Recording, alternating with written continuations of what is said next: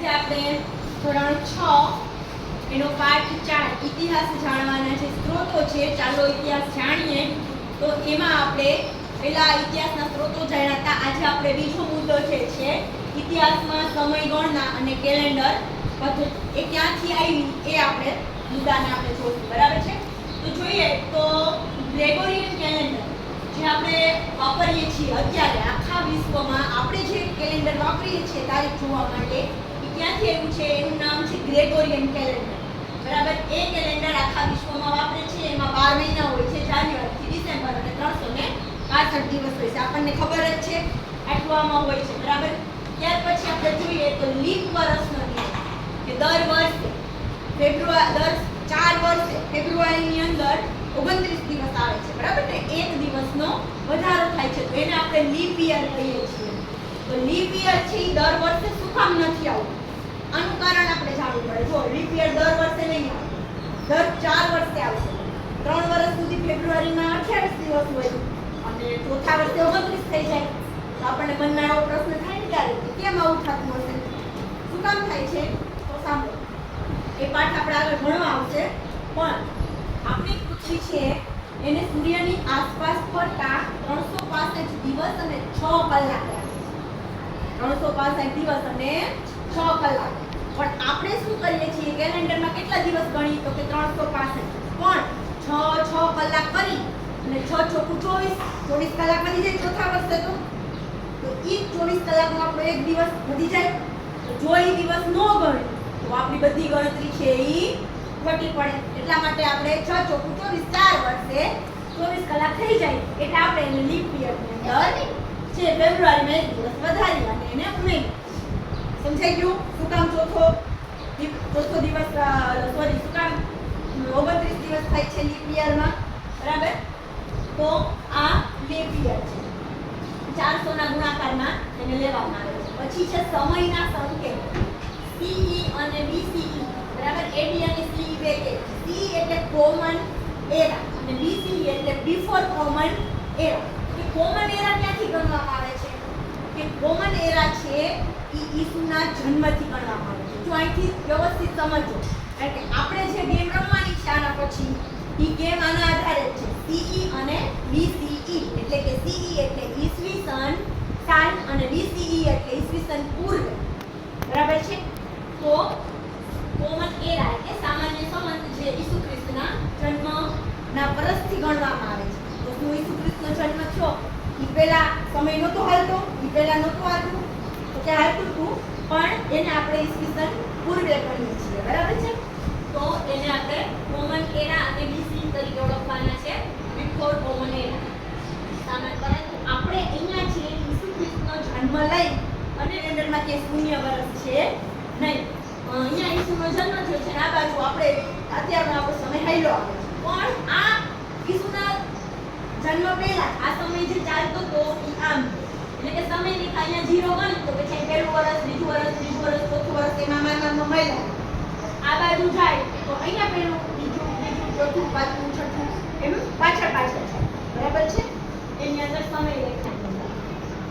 હવે તમે જુઓ તો વર્ષોની ગણતરીનું સૂત્ર કેવી રીતે આવે છે? વર્ષોની ગણતરી તો કે પછીનું વર્ષ ને પહેલાનું વર્ષ એનાથી બાદ કરી નાખવાનું એટલે સીધું છે એ CE એટલે કોમન એરાનું વર્ષ આપણને મળી જાય છે. બરાબર છે? કે પછીનું વર્ષ ને પહેલાનું વર્ષ. તારો ઉદાહરણ આપ્યું છે કે 2024 છે, એમાંથી 1947 બાદ કર્યા એટલે 77 વર્ષ થયા. તો એ વર્ષોની ગણતરીનું સૂત્ર આ રીતે આવે છે. પછી સમયના અન્ય એકમો દાયકો. આપણે એક દાયકો વીતી ગયો એટલે 10 વર્ષ, સદી એટલે 100 વર્ષ અને સહસ્ત્રાબ્દ એટલે 1000 વર્ષ. આને છે ગણવામાં આવે. ત્યારે ઉદાહરણ આપ્યું કે જો દાયકો કોને કહેવાય તો કે 2010 થી 2019 નો સમય એને એક દસકો કહેવાય. દસકો અથવા દાયકો. પછી સદી કોને કહેવાય તો કે અત્યારે 21મી સદી ચાલે છે, 2100 સુધી 21મી સદી ચાલશે. ત્યાર પછી સહસ્ત્રાબ્દ તો 1000 વર્ષ કોને ગણાય? 2001 થી તો 3000 થી આવે એને છેલ્લી સહસ્ત્રાબ્દી કહેવાય. બરાબર? સમયની ગણતરી આપણને શું કામ જરૂરી છે? તો કે ઇતિહાસની ઘટનાને ચોક્કસ ક્રમમાં જાણવા માટે. સમયની ગણતરી ન હોય તો આપણને ખબર પડે કે કયા વર્ષમાં આપણે કેવડા થયા અથવા કયા વર્ષમાં આપણો જન્મ થયો. તો આપણે દર વર્ષે હેપી બર્થડે કરી છે ને ઉજવી છે ને પોતાનો જન્મદિવસ. તો જો આપણી પાસે સમય આપણને કેમ ખબર પડે કે હું કઈ સાલમાં જન્મી હતી કે જન્મ્યો હતો, કઈ તારીખે મારો જન્મ થયો હતો? બરાબર. જેવી રીતે આપણે યાદ રાખીએ છીએ કે ગાંધી બાપુનો જન્મ ક્યારે થયો હતો, સરદાર વલ્લભભાઈ પટેલનો, રાજા મહારાજાનો, એમ આપણે યાદ કરી છીએ. તો એ સમયની ગણતરીના આધારે કે સમય છે એની ઘટનાઓને ચોક્કસ ક્રમમાં ગોઠવે, વિવિધ સંસ્કૃતિ અને સમાજની તુલના કરે, આયોજન, સંશોધન અને દૈનિક જીવનમાં ઉપયોગી. સમયની ગણતરી બધી રીતે ઉપયોગી છે. જો સમય જ ન હોય તો આપણે કેવી રીતે કહીએ તમારે સ્કૂલે કાલે 10:30 વાગે આવવાનું છે, સમય જ નથી તો આપણે એમ કે કાલે સ્કૂલે આવવાનું છે, બધા ઉઠી નહીં લાવજો. બધા ક્યારે આવે? મરજી પડે ત્યારે આવે ને. કોઈ 8 વાગે આવે, કોઈ 9 વાગે આવે, કોઈ 7 વાગે આવે, કોઈ 10 વાગે આવે, બધાય મરજી પડે ત્યારે આવે. તો સમય છે એ માણસના જીવનને ચોક્કસ ક્રમમાં ગોઠવે છે. બરાબર. તો આ છે એ સમય. ત્યાર પછી તમે જુઓ તો આ પણ સમય રેખા આપણે જે સંચાઈને બતાવી છે કે આ ઉપર છે વિશ્વની સમય રેખા છે. બરાબર. કે ઈસવીસન પૂર્વ અને ઈસવીસન પછી જો વચ્ચે જીરોમાં ઈસુનો જન્મ પીકો છે દેખાય છે બધાને? બરાબર. ઈસુનો જન્મ. ત્યાર પછી આ બાજુ જાય 500 વર્ષ પછી મધ્યયુગ કહેવાય છે, 1000 વર્ષ પછી આ શોધખોળનો યુગ, 1500 વર્ષ, 1800, 1900 અને 2000 પછી એટલે કે ઈસવીસન પછી એડી એને કહેવાય એનો ડોમિની એડી. અને આ ઈસુ ખ્રિસ્તીમાં પહેલા ગ્રીસ, રોમ 500 વર્ષ, 1000, 2000, 3500, 20 લાખ 4.6 અબજ વર્ષ પહેલા આપણી પૃથ્વીની ઉત્પત્તિ થઈ હતી. બરાબર. પૃથ્વીની ઉત્પત્તિ થઈ અને 4.6 અબજ વર્ષ થયા. 20 લાખ વર્ષ પહેલા આવા માણસો હતા. આદિમાનવનો યુગ હતો.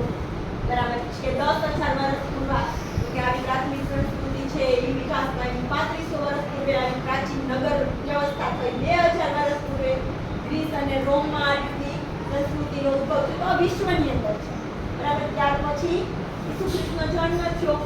એ સમય પછી 500 વર્ષ પછી આ મધ્યયુગ, શોધખોળ, ઔદ્યોગિક ક્રાંતિનો અત્યારે આપણે આ યુગમાં છીએ 21મી સદી 2000 પછી.